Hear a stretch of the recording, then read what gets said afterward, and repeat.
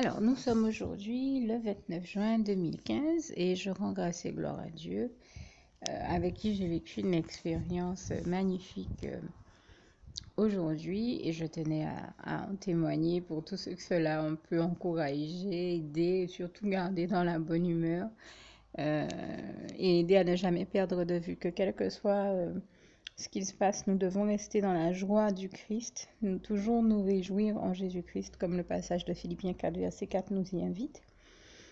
Et donc, je crois qu'il m'est souvent arrivé de vous témoigner de comment notre merveilleux Jésus d'amour j'ai l'habitude de dire je te loue Seigneur pour ton grand amour et ton grand humour parce que bien entendu l'amour du Seigneur Jésus envers nous, l'amour de Dieu envers nous, c'est le plus merveilleux des amours qui soit et surtout le seul qui soit éternel comme ce passage de Jérémie 31 verset 3 nous le rappelle si bien. Mais le Seigneur a non seulement un amour merveilleux mais aussi un humour merveilleux. J'aime beaucoup l'humour du Seigneur Jésus et j'en parle tout le temps.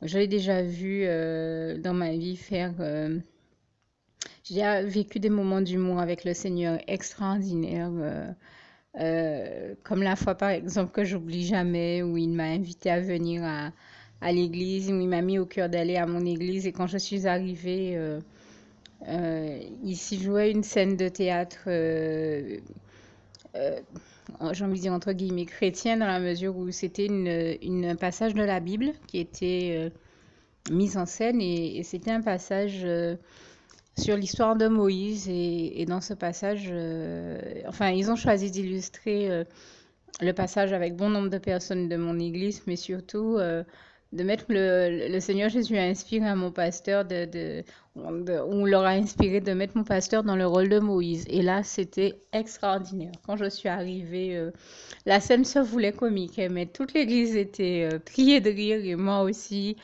Et c'était vraiment extraordinaire. Je veux vous dire que quand je dis ça avec énormément d'affection pour mon pasteur et de respect parce que je l'aime vraiment beaucoup. Mais nous sommes des années plus tard et la scène est encore enregistrée dans mon esprit. Et je me rappelle que j'étais là à me dire gloire à toi Seigneur Jésus, il n'y a que toi qui, avec ton grand humour qui a pu inspirer une scène pareille. Et c'est vrai que c'était un moment d'humour extraordinaire. Et j'en ai déjà beaucoup vécu avec le Seigneur Jésus. C'est pour ça que je dis tout le temps que je lui rends grâce et gloire pour son grand amour et son grand humour. Et aujourd'hui encore, j'en ai vécu un des plus originaux et c'est ce que je voulais partager avec vous, mais pour vous inviter à faire de même, rester dans la joie de Christ. C'est le sens de ce petit témoignage qui, je l'espère, vous fera bien rigoler vous aussi. Alors, combien de fois je vous ai déjà témoigné que l'ennemi prend un malin plaisir, tout comme il le faisait avec l'épouse de mon pasteur qui m'en a témoigné. Et je rappelle que mon pasteur est pasteur depuis plus de 50 ans et son épouse à ses côtés. Ce sont des personnes qui ont une expérience en Christ, et des choses de la vie en Jésus-Christ et qui, bien sûr, connaissent très bien Dieu et connaissent très bien aussi les sales tours de l'ennemi. Et quand ils vous avertissent de quelque chose de la part du Seigneur, vous pouvez vous assurer que c'est quelque chose de véritable. Et bien, l'épouse de mon pasteur m'avait averti un jour de comment elle voyait toujours l'ennemi dès qu'elle cherchait, dès qu'elle avait besoin de repos, et surtout dans les moments où elle était en grand besoin de repos, elle voyait toujours l'ennemi chercher à l'empêcher de dormir. Et il est toujours en train d'essayer de faire ça. Nous voler la paix du Christ que Christ a mise en nous, nous voler la joie que Christ a mis en nous, la lumière, l'amour ou le repos dont Christ veut nous bénir, puisque je vous rappelle que Jésus nous dit en Matthieu 11, verset 28, venez à moi, vous qui êtes fatigués et chargés, je vous donnerai du repos pour vos âmes. Et donc c'est Christ qui nous donne le repos dont nous avons besoin et un repos de qualité. Et toute la gloire en revient à Dieu, à Jésus, à son Saint-Esprit, tout comme une sérénité de qualité aussi, avec la paix du Christ, la paix dont Jésus-Christ nous bénit. Vous avez au moins deux passages auxquels je pense qui nous le démontrent bien. Ben, celui de Jean 14, verset 27, où le Seigneur Jésus nous dit je vous donne ma paix, que votre cœur ne se trouble point. Et je ne vous la donne pas comme le monde donne, mais bien entendu, la paix que Christ nous donne est de la meilleure qualité. C'est la sérénité de la meilleure qualité qui soit. Et j'en grâce et gloire à Jésus là encore. Et un passage qui nous le démontre bien, c'est celui d'Ésaïe 30, verset 15, qui dit c'est dans le repos et la sérénité, dans le calme et la sérénité que sera votre force. Et j'aime toujours à citer, quand je cite ce passage d'Ésaïe 30, verset 15, également le verset 18, parce que ça me paraît être des passages incontournables de la foi. N'hésitez donc pas à les découvrir et à les lire comme ils sont textuellement écrits dans vos Bibles, puisque je les cite tels qu'ils sont écrits sur mon cœur, tels que le Seigneur les a gravés sur mon cœur, tels que moi j'arrive à les retenir. Puisque je demeure persuadée que lui a fait les choses parfaitement, c'est moi qui ai du mal à toujours me rappeler de certains détails ou de certains passages. Donc n'hésitez pas à aller à ouvrir vos Bibles pour vérifier comme tous ces passages sont textuellement écrits de la part du Seigneur Jésus. Je vous y invite vivement. Et pour revenir donc à mon témoignage, donc l'épouse de mon pasteur m'avait elle aussi témoigné de comment très souvent, chaque fois qu'elle essayait de s'endormir, et en particulier dans les moments où elle était très très fatiguée, voire au bord de l'épuisement, et bien le diable, pour la mettre à bout, cherchait toujours un moyen de l'empêcher de dormir, où il attendait quelques secondes qu'elle se soit endormie pour faire en sorte qu'une porte claque ou que quelqu'un vienne la déranger ou lui passe un coup de fil, fasse le téléphone sonner. Et je vis ce genre de choses également chez moi et je me suis déjà tellement rendu compte de comment le diable joue à faire les gens nous appeler, par exemple, dans ces moments-là. Et quand il faut parler à la personne elle-même vous dit, je ne sais même pas pourquoi je t'appelle. Enfin, vous voyez bien que ça vient du diable et de nulle autre chose que ça. Donc en réalité, c'est une forme d'attaque déguisée en choses ou situations de la vie que l'on connaît déjà bien, mais ce ne sont rien d'autre dans ces cas-là que des attaques du diable. Combien de fois je vous ai témoigné qu'il s'amuse à ça? Moi aussi, de mon côté, par exemple, il s'amuse quand il sait que je n'ai pas dormi depuis plusieurs jours, à faire quelqu'un de chez moi qui est toujours en train de faire les pires choses sous son emprise. Aller chercher, par exemple, inviter le jardinier à venir passer la tondeuse dans ma tête au moment où j'allais m'endormir. C'est comme ça très régulièrement. Ce jardinier, vous allez l'inviter à venir à un moment où il y a vraiment besoin de passer la tondeuse, où il y a vraiment, ou même si c'est pas pour lui demander de venir passer la tondeuse, mais où il y a, je sais pas, un arbre à élaguer, parce qu'il est jardinier, mais il est aussi élagueur professionnel et il aime beaucoup ça. Il me dit, mais dès que tu as besoin d'élaguer, n'hésite pas à m'appeler. Vous l'appelez pour une raison ou une autre qui est réellement importante et qui est de Dieu, là, vous ne le verrez jamais. Par contre, quand l'ennemi a besoin de faire sa comédie chez moi et d'utiliser la personne qui est chez moi et lui-même pour le faire venir, ça rate pas, il vient. Donc, et c'est toujours quand l'ennemi a un coup à faire, un coup bas à faire. C'est jamais par hasard et à n'importe quel moment. Bref, je rends grâce et gloire à Dieu qui, de ceci dit, utilise ces moments-là malgré tout pour me bénir et j'y vois toujours sa gloire et c'est donc ce que j'ai encore vécu ce matin. Et je rends grâce et gloire à Dieu pour ça parce que ce matin, quand l'ennemi a vu que j'allais m'endormir, il a essayé d'utiliser cette même personne qu'il utilise toujours chez moi pour, j'ai envie de dire, générer des situations problématiques. Et c'est une personne en plus, je vous dirais, qui sait très bien que l'ennemi s'amuse à tout faire pour essayer de m'empêcher de dormir. Et c'est une personne que l'ennemi va jusqu'à utiliser pour me poser la question, tu allais dormir ou tu t'apprêtes à dormir ou tu vas dormir? Et on pourrait se dire, bon, mais une fois qu'elle sait déjà que l'ennemi, puisque quelqu'un lui a dit un jour que l'ennemi s'amuse à chaque fois à m'empêcher de dormir. Donc, si quelqu'un, on lui a déjà dit que par exemple, dès que je m'apprête à dormir, l'ennemi s'amuse à faire des gens m'appeler pour m'empêcher de dormir. Et on a un frère en Christ que l'ennemi, lui, utilise pour m'appeler dès que je dois dormir, me téléphoner dès que je dois dormir. Et on lui a déjà parlé tous les deux pour lui faire savoir que si elle voit que je m'apprête à dormir, de ne me passer aucun coup de fil parce qu'on sait que c'est l'ennemi qui joue à ça. Le frère s'est déjà rendu compte de ça. Enfin, plusieurs personnes se sont rendues compte autour de moi. Et donc, on a choisi la solution de l'informer pour qu'elle ne se laisse pas prendre au piège du diable elle aussi ou manipulée par le diable une fois de plus comme d'habitude jouer sa secrétaire au lieu d'être celle de Dieu et venir me passer des coups de fil qui n'ont aucun sens. Et en fait, elle a beau être au courant, malgré tout, le frère, lui, ne sachant pas que c'est le moment où je m'apprête à dormir, appelle à la maison. Elle me passe le téléphone. Et le frère, lui, à son tour, se met à criser. Il me dit, mais c'est pas possible. Enfin, quand je dis ça, c'est pas pour le critiquer, mais dans le bon sens du terme. Parce que je pense que ça aurait fait criser n'importe qui de voir qu'on a tout fait pour que l'ennemi nous laisse tranquille et qu'il n'arrive pas à refaire ce sale coup-là. et qu'en fait, il refasse le même sale coup. C'est-à-dire, le frère, ça l'a énervé de voir que l'ennemi l'utilise encore pour m'empêcher de dormir au moment où j'allais m'endormir. Donc, forcément, il crise. Et je le dis en le comprenant, faisant preuve de compréhension avec lui. Parce qu'à sa place, je crois que n'importe qui aurait réagi de la même manière. Et, l'autre personne qui est chez moi, elle lui a dit, mais comment est-ce que vous pouvez, le frère lui a dit, comment est-ce que vous pouvez lui passer le coup de fil? On vous a déjà dit que quand vous savez qu'elle dort, de ne pas la réveiller, de ne pas la déranger pour lui passer mon appel ou n'importe quel autre appel, parce que le diable attaque de cette manière-là et l'embête. Laissez-la tranquille, il fait ça pour la poursuivre, la persécuter. Ne rentrez pas dans le jeu du diable, ne lui passez ni mes appels, ni les appels de quelqu'un d'autre. Quand vous voyez qu'elle dort, dites-moi qu'elle dort et dites-le aux autres, mais ne la dérangez pas. Et cette personne-là a beau savoir qu'il en est ainsi, elle continue à laisser le diable utiliser pour me persécuter chaque fois. Et le diable va jusqu'à lui faire me demander, tu t'apprêtes à dormir, tu vas dormir? Et dès que je réponds oui, eh bien, il l'utilise pour tout faire pour m'empêcher de dormir. Et je lui dis, mais tu sais pourtant que le diable s'amuse à essayer de m'empêcher de dormir. Et pourquoi tu laisses t'utiliser pour m'empêcher de dormir? Mais elle continue de plus belle. Et ce matin, alors ça a été le must. Elle passe à mes côtés, elle me dit, mais tu n'as pas dormi de la nuit là? Je dis oui, ben tu le sais. Et donc tu dois être exténué, tu dois être épuisé là. Je dis oui. Oui, donc justement, merci de me laisser dormir.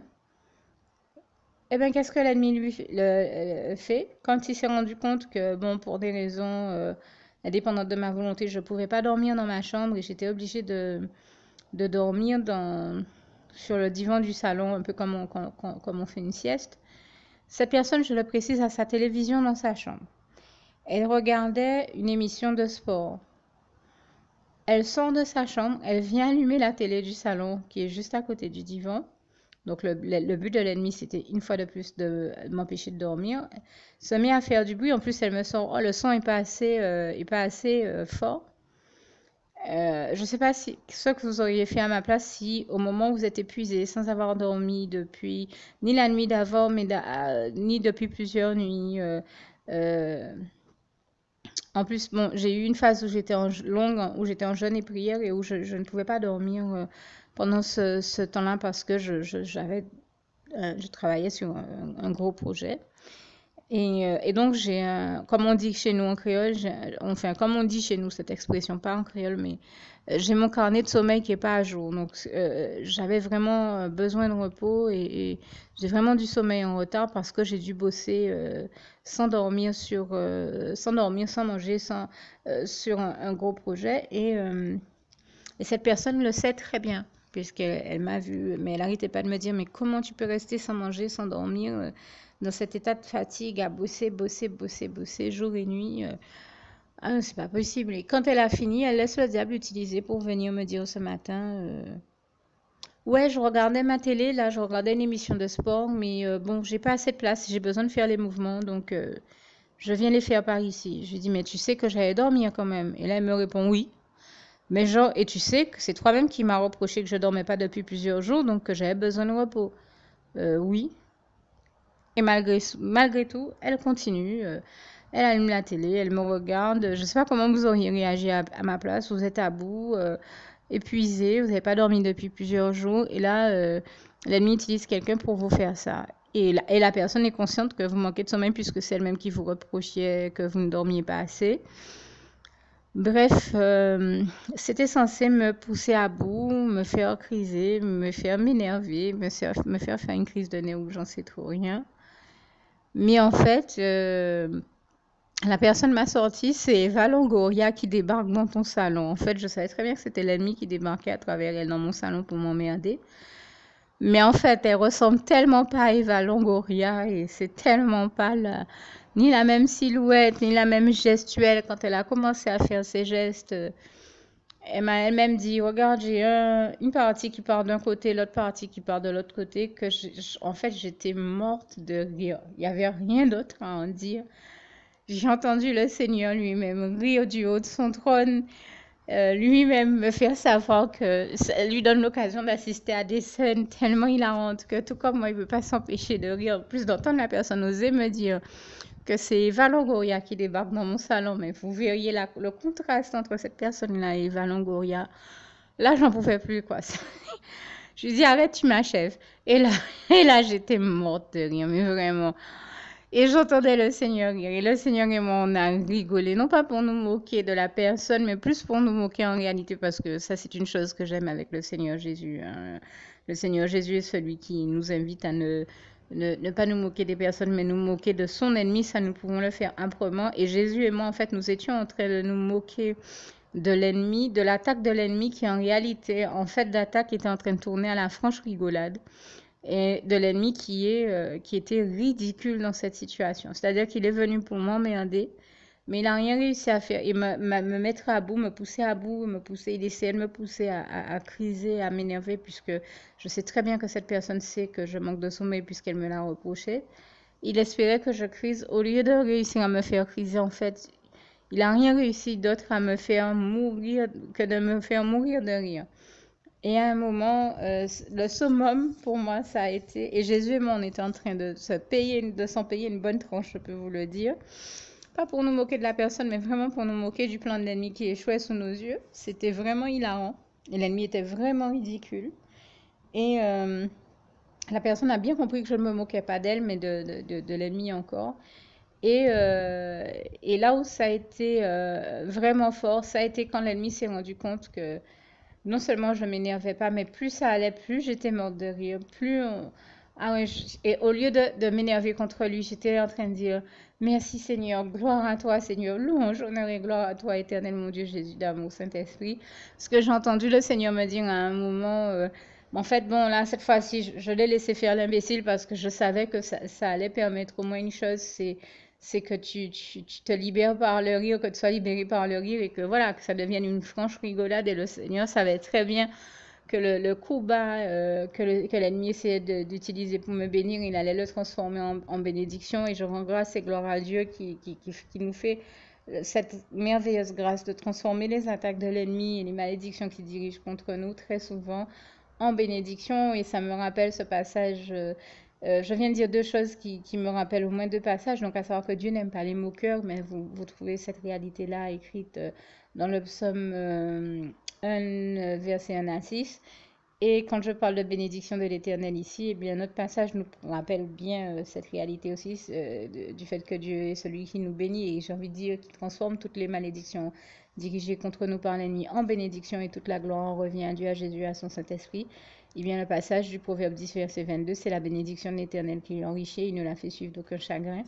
Et là, le Seigneur et moi, je vous assure. Alors là, on était, mais plié de rire, quoi. C'était, en plus, chaque fois que j'imaginais Jésus sur son trône, plié de rire, j'en riais encore plus parce que je sais que je rigolais avec le Seigneur. Je me rappelle d'une fois une sœur en Christ qui témoignait sur Facebook et qui disait aujourd'hui, j'ai bien rigolé avec le Seigneur. Je sais que Dieu est de son trône, il était mort de rire avec moi. Eh bien, ça, c'est pas la première fois que ça m'arrive, mais là aujourd'hui, c'était vraiment fort.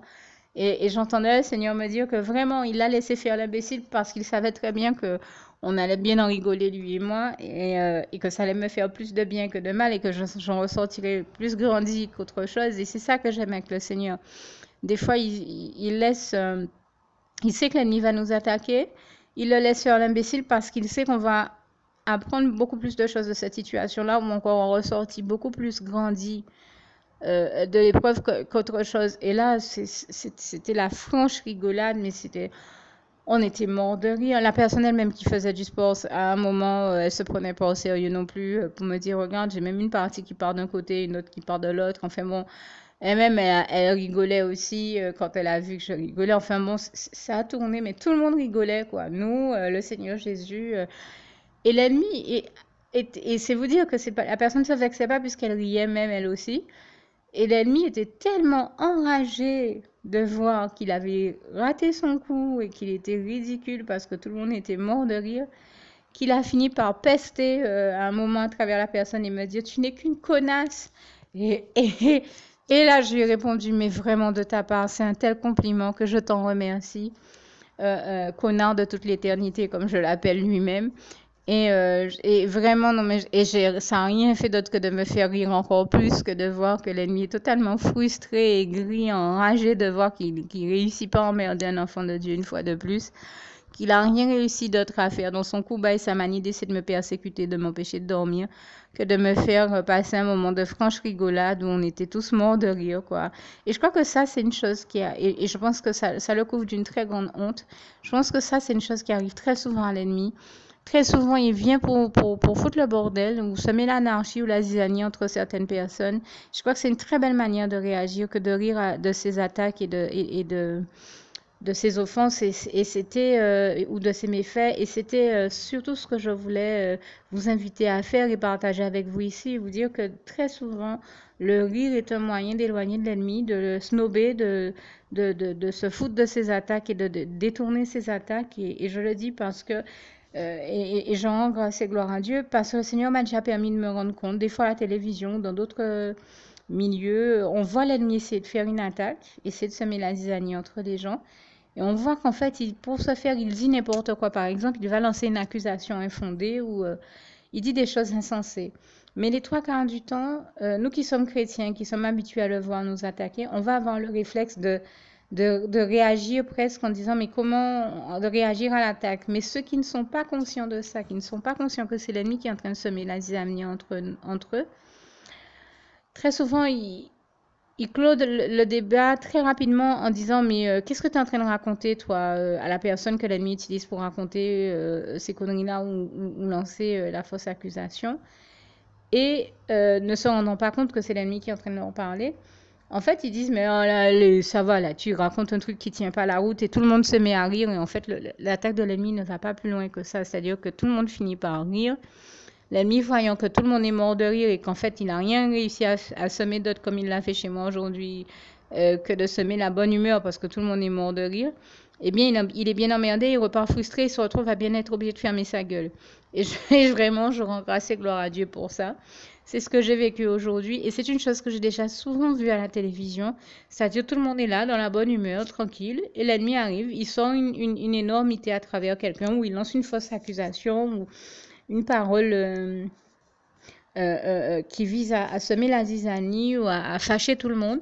Mais en fait, les trois quarts du temps, ben, ça se clôt comment le Seigneur résout ça, c'est-à-dire que je pense que c'est le Seigneur qui réagit à travers l'une des personnes en lui disant allez, ce que tu racontes tient pas la route, on passe un bon moment, on continue à rire et tout le monde rigole. Et le truc, il est fini, quoi. C'est-à-dire là où il venait pour provoquer un très gros conflit, eh ben il meurt dans son film, quoi, comme on dit, il meurt en film. L'ennemi, son grand pet de fil, qui est toujours comme en film, il en capable, on dit gloire pour ça, je le dis ici en créole. Vraiment, et pour traduire ce que je viens de dire, je rends grâce et gloire à Dieu, à Jésus, à son Saint-Esprit, qui très souvent eh bien, permet que les scénarios de l'ennemi n'aillent pas plus loin, hein, que l'ennemi meure dans son propre scénario, son propre film, c'est-à-dire que son sale projet se retrouve à son sale projet de semer l'anarchie ou la zizanie se retrouve à ne pas pouvoir aller plus loin dans la simple et bonne, pour la simple et bonne mesure que voilà ceux qui sont autour de la table n'étant même pas conscients de ce qu'il a cherché à faire réagissent en rigolant de ce qui a été dit, en se disant c'est tellement énorme, ça tient tellement pas la route qu'on ne peut qu'en rire. Alors du coup tout le monde en rit et l'ennemi se rend compte que le sale piège, le sale plan qu'il a essayé de faire eh bien, n'a rien fait d'autre que de ne pas aller plus loin et n'a rien produit d'autre comme effet que de provoquer l'hilarité au lieu de la zizanie. Et très souvent, je vois ça se faire et je l'imagine en train de criser comme il a crisé ce matin au point qu'il ait ressenti le besoin de m'injurier. Mais comme je lui ai dit, de la part du connard de toute l'éternité, l'entendre me traiter de connasse, ça folle le compliment. Donc bon, je l'ai très bien pris et j'ai continué à rire et j'étais morte de rire et je voyais bien qu'il pestait, qu'il crisait et qu'il était totalement frustré parce qu'il n'avait pas pu emmerder un enfant de Dieu. Et c'est ce qu'il est toujours en train de chercher à faire, nous emmerder et les trois quarts du temps sans même qu'il y ait une raison pour ça, tout simplement parce qu'il est un emmerdeur fini. Alors l'une des bonnes manières, et c'est l'enseignement que j'ai reçu du Seigneur Jésus et que c'est un très bon enseignement du Seigneur Jésus et toute la gloire lui revient. et que je vois depuis longtemps, je crois que c'est une très bonne technique, c'est de continuer à nous réjouir en Jésus-Christ et à rire de ses attaques, à rire de ses fausses accusations et de toutes les choses qu'il profère contre nous, qui ne tiennent pas la route, qui n'ont aucun sens et qui ne méritent que justement en réponse, l'une des meilleures réponses, c'est la franche rigolade. Parce que, bien entendu, chaque fois que c'est possible, ce n'est pas nécessairement possible dans tous les cas, mais chaque fois que c'est possible, il s'agit d'en rire et je vous assure que là, vous donnez à l'ennemi l'occasion de faire demi-tour et de dégager. Vous pouvez bien entendu lui dire va des rétro Satana et continuer à rire parce qu'il se rend compte de la très grande honte que ça jette sur lui et de son ridicule à ce moment-là dont tout le monde se met à rire. Et toute la gloire revient à Dieu, à Jésus, à son Saint-Esprit que je remercie encore ici pour tous les bons moments de franche rigolade dont il nous bénit avec son grand humour, notre merveilleux Jésus d'amour, et je lui rends grâce et gloire. Toute la gloire lui en revient. Alors si vous aussi, ce petit témoignage vous a plu, vous a touché, et que vous ne connaissez pas encore le bonheur des bras d'amour du Seigneur Jésus, eh bien je vous invite... toutes ceux et tous celles tous ceux et celles qui n'ont pas encore fait cette prière qui va suivre, à ne pas hésiter à la faire ainsi qu'à la partager avec tous vos proches. Et je termine avec ce passage si cher à mon cœur, qui est aussi le souhait de mon cœur pour vous, Philippiens 4, verset 7. Que la paix de Dieu qui surpasse toute intelligence garde vos cœurs et vos pensées en Jésus-Christ. À bientôt.